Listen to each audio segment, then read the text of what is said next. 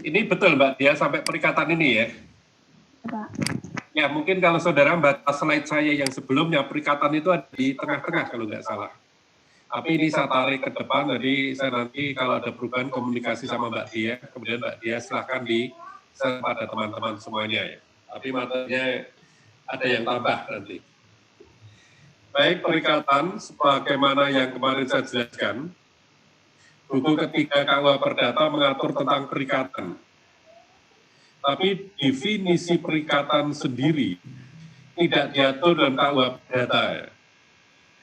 Lain dengan buku kedua KUH Perdata yang mengatur tentang benda, definisi pengertian benda itu diatur dalam pasal 499 KUH Perdata.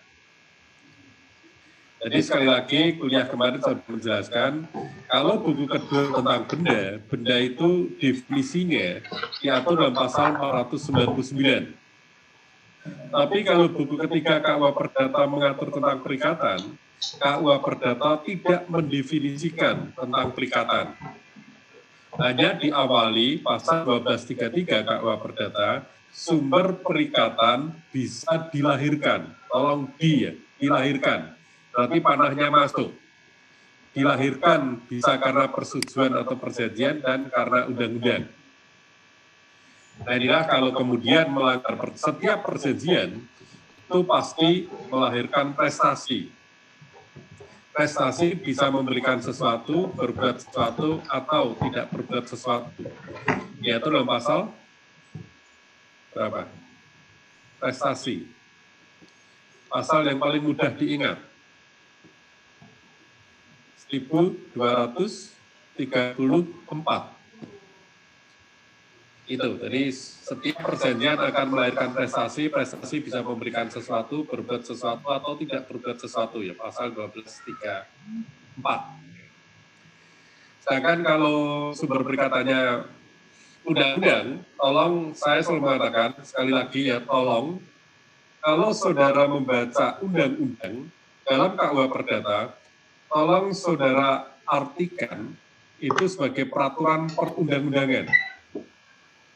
Sekali lagi, tolong saudara artikan sebagai peraturan perundang-undangan. Nah, kalau saudara tanya dasarnya apa Pak Arief, saya mengatakan dasarnya tax finding. Apa yang dimaksud tax finding?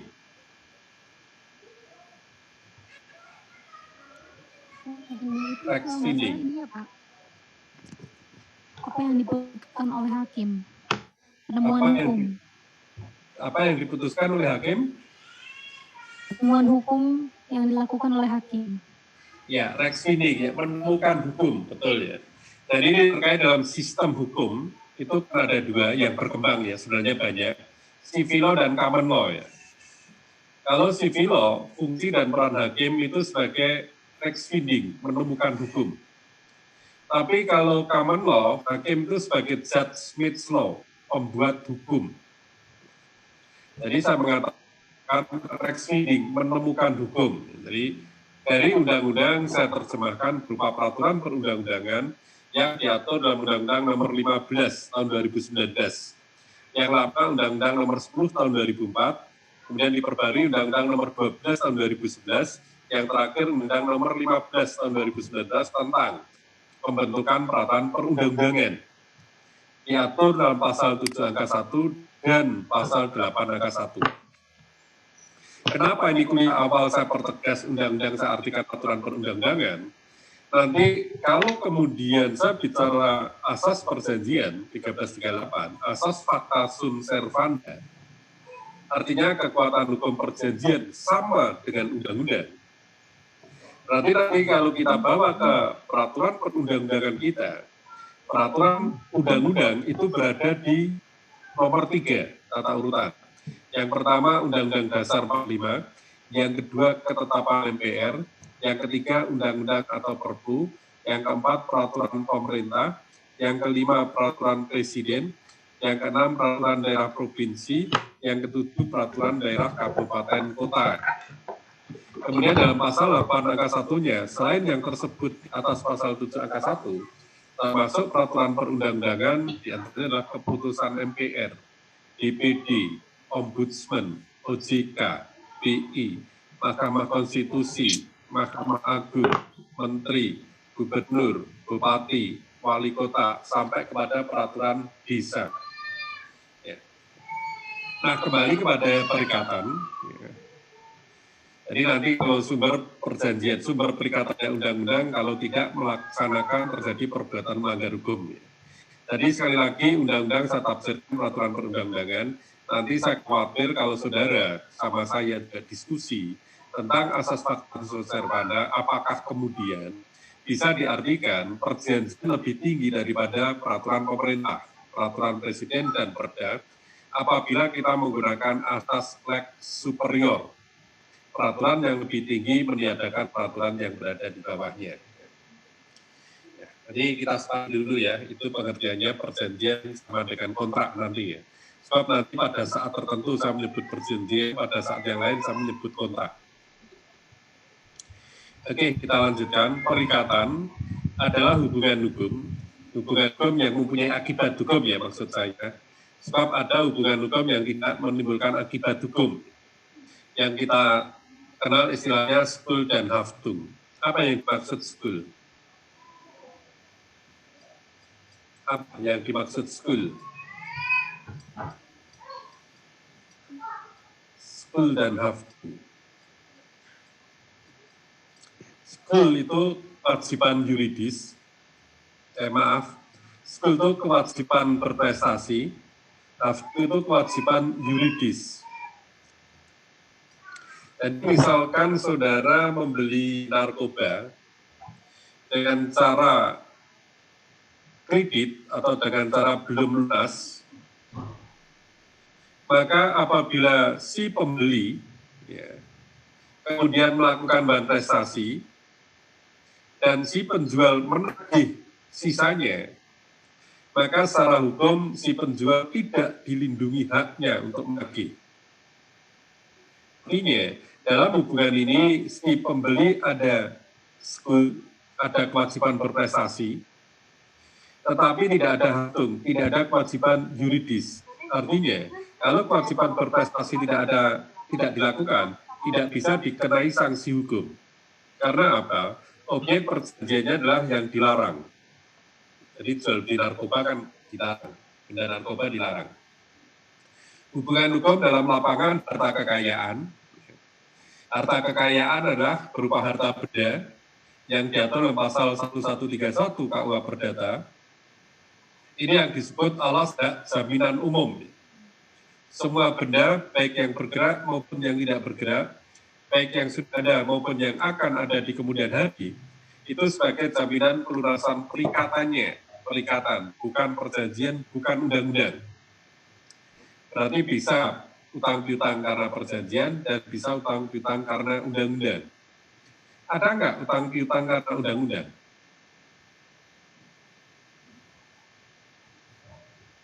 Ada nggak? Pajak gimana Pak? Gimana? Pajak. Utang piutang yang sumber perikatannya undang-undang. Artinya ada kewajiban berprestasi itu berdasarkan undang-undang. Kewajiban berprestasi berdasarkan undang-undang. Surat utang dagang. Kalau pajak bagaimana Pak? Pajak. Siapa ini tadi? Iya Pak. Saya Pak Nasbila. Nasabila. Coba Mbak munculkan gambarnya, kok nggak ada gambarnya Mbak? Oh iya, mohon maaf ya Pak. Bentar saya cari sini dulu. Iya Mbak, Mbak Nasabila ini muncul namanya, tapi nggak ada fotonya, gambarnya.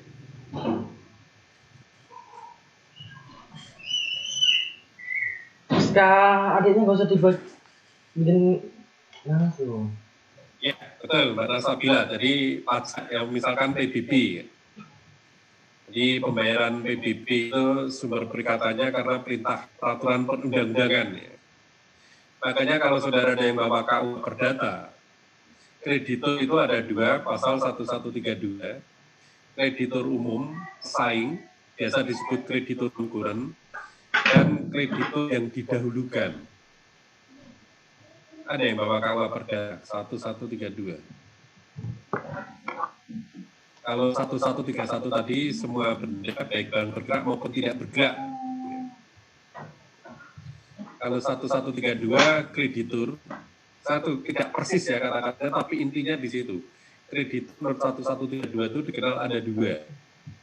Kreditur pesaing berdasarkan perseimbangan, yang kemudian dilanjutkan kreditur yang didahulukan. Yang mungkin kalau saudara baca literatur, kreditur yang awal itu kreditur konkuren, pesaing, kemudian yang didahulukan itu kreditur preferen. Tapi kalau saudara baca pasal di bawahnya, 1133, itu beda lagi. Di situ disebutkan kreditur yang istimewa. Betul, Mas Aldi? Betul, Pak. 1133. Betul ya? Ya, kemudian alinea di bawahnya, di atas yang diistimewakan, itu ada hipotek dan gade. Betul? Betul, Pak. Iya, Pak. Betul ya. Jadi, ini saya pertegas kalau saudara membaca literatur, kalau yang dimaksud itu kadang mengistilahkan kreditur yang didahulukan, kreditur konkuren pesaing, kemudian preferen yang didahulukan, privilege yang didahulukan. Itu yang kemudian kalau saudara baca KUH Perdata itu diistimewakan. Kemudian ada diistimewakan khusus, istimewa umum, pasal 1139 dan 1149. Nah, kemudian di atas diistimewakan, itu disebut gade dan hipotek, itu disebut kreditur separatis. Kreditur pemegang hak jaminan. Nah, kira-kira perbedaannya begitu. Oke, saya lanjut.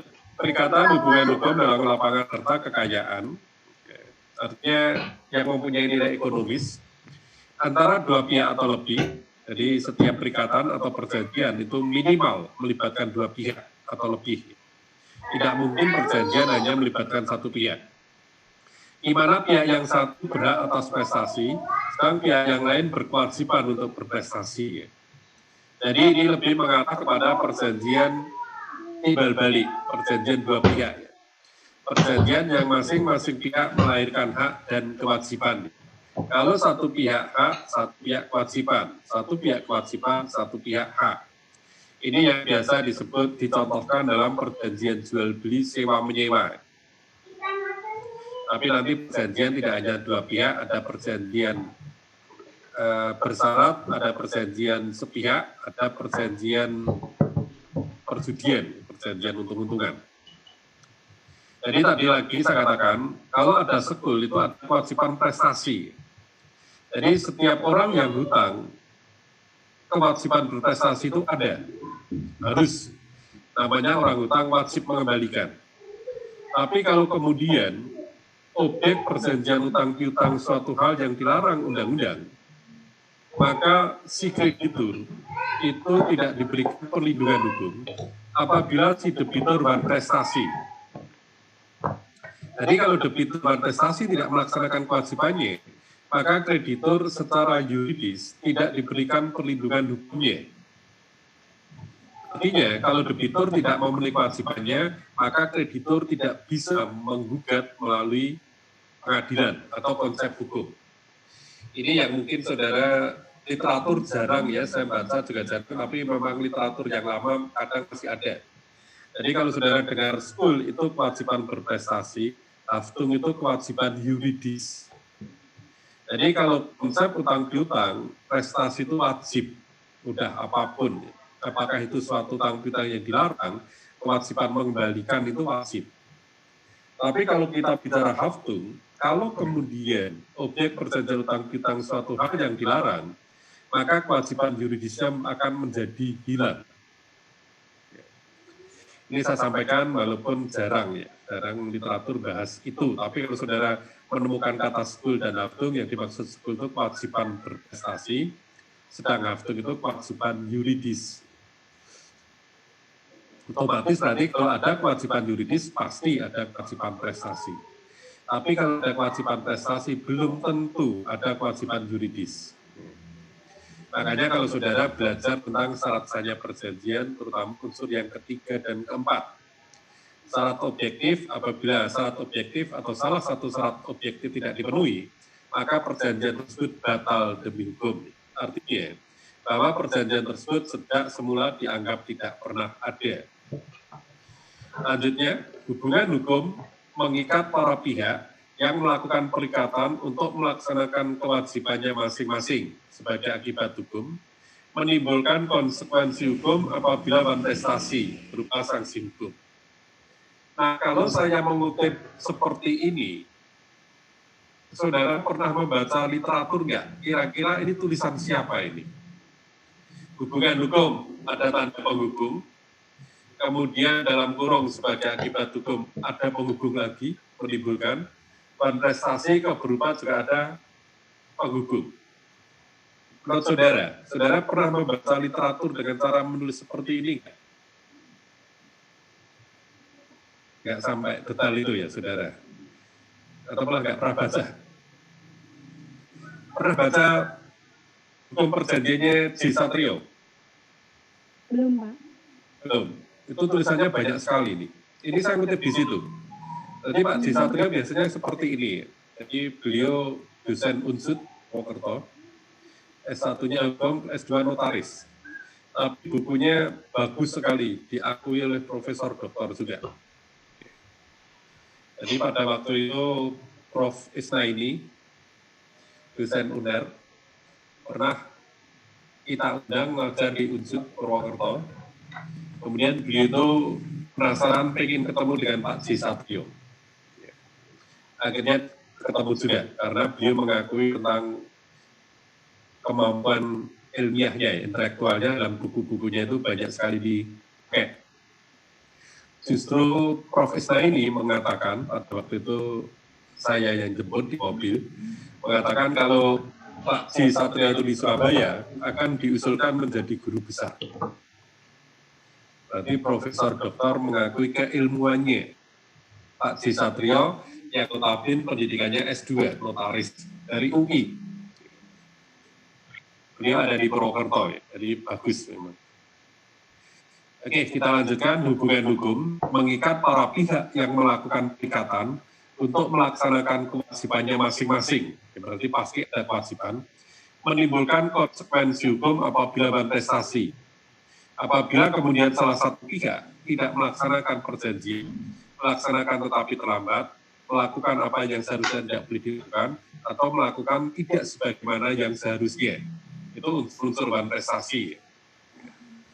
Kalau kontestasi itu diatur di mana? Kontestasi. Pasal berapa?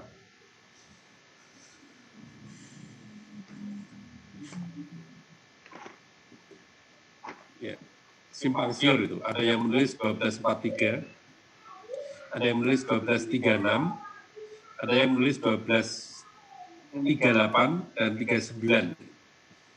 Jadi kalau saya lebih sementara condong pada 1236. Sebab kalau saudara baca, ada yang bawa KUA Perdata, ada yang nyebut pasal 1243. Kalau 1243 itu saya itu unsur-unsur kerugian akibat dari prestasi, unsur-unsur kerugian. Di situ ada 3, biaya, rugi, dan bunga atau keuntungan yang seharusnya diperoleh. 1243. Ada yang bawa KUA Perdata? Ada, Pak. Di situ unsur-unsur kerugiannya ada 3, 1. Pak. Betul, Mas Aldi? Betul, Pak. Betul ya? Iya. Oke, tadi 1243 unsur-unsur kerugian, biaya, rugi, dan bunga. Jadi saya pesan pada saudara, coba Mas Aldi dibuka 1243, saya akan mengurutkan, benar nggak? Yang kerugiannya yang pertama biaya. Iya. Betul, Pak. Betul. Yang kedua rugi. Yang kedua rugi. Iya. Yang ketiga bunga. Bunga atau keuntungan. Iya, betul, Pak. Betul ya? Nah, jadi saya biasanya berusaha urut sesuai dengan di pasalnya. Itu akan lebih mudah. Misal saya tunjukkan lagi ya, coba Mas Aldi, atau lainnya, 1321. 1321. Jadi pesan pada mahasiswa, kalau saya ngoreksi skripsi tidak urut, saya suruh merubah. Sudah ketemu 1321, jangan dibaca, saya sebutkan aja. Baik, Pak. Sudah? Ya, itu pasal yang sebelumnya 1320 kan syarat sahnya perjanjian, kemudian masuk 1321 itu sepakat hanya bisa dibatalkan apabila kesepakatan lahir karena lalai. Betul, Mas Aldi? Nggih. Kekhilafan. Paksaan, khilaf, ya. Khilaf, paksaan, Nggih. betul? Betul, Pak. Penipuan. Jadi, pertama, khilaf, paksaan, penipuan. Ini saya urutkan, nanti silakan Mas dibaca. Khilaf itu diatur dalam pasal 1322. Yang lainnya, Mbak Dina bawah. Betul? Paksaan 1324. Paksaan 1324. Penipuan 1328. Betul, Pak. Betul, nah maksudnya gitu. Jadi, ya kalau kita membaca urut bagus gitu. Jadi kadang saya sampai sedetail itu, tapi kalau mahasiswa itu saya arahkan, itu akan lebih bagus pada saat kita menjelaskan. Jadi jangan hanya sekedar ngutip, nanti terbalik-balik, misalkan 1321 sudah terbalik, pada saat akan nyebut 1322, 1324, 1328 juga bisa terbalik. Tapi kita kalau urut sesuai dengan pasal kan enak bacanya ya. Itu, jadi prestasi itu kalau 1243 itu unsur-unsur kerugian, urutan biaya, rugi, dan bunga atau keuntungan yang seharusnya diperoleh. Dan adanya berupa sanksi hukum. Jadi apabila kemudian prestasi, adanya sanksi hukum, kalau sumber perikatannya perjanjian, perdata, sanksi hukumnya itu pasti kerugian. Gugatannya kerugian, pasti. Tadi saya sebutkan kalau sumber perikatannya perjanjian masuk 1243. Ya. Tapi kalau sumber perikatannya undang-undang, peraturan perundang-undangan, itu diatur dalam pasal 1365. Ya, 1365. 1365 itu menggunakan kata melanggar. Coba, Dina, bawakan lapor data. Pak. Coba 1365. Saya cuma mengatakan itu ada kata melanggar. Betul, dicek pasalnya. Betul, Pak. Betul ya. Nah, kalau kemudian terjadi perbuatan melanggar atau melawan hukum 1365, itu sanksinya itu bisa saudara baca di pasal 1370, 1371, dan 1372. Artinya, kalau terjadi perbuatan melanggar hukum yang bisa digugat, itu pertama itu 1370 itu karena kematian atau cacat, kematian dan cacat. Betul, Mbak Dina? Betul, Pak. Nah, kemudian 1371 itu biaya.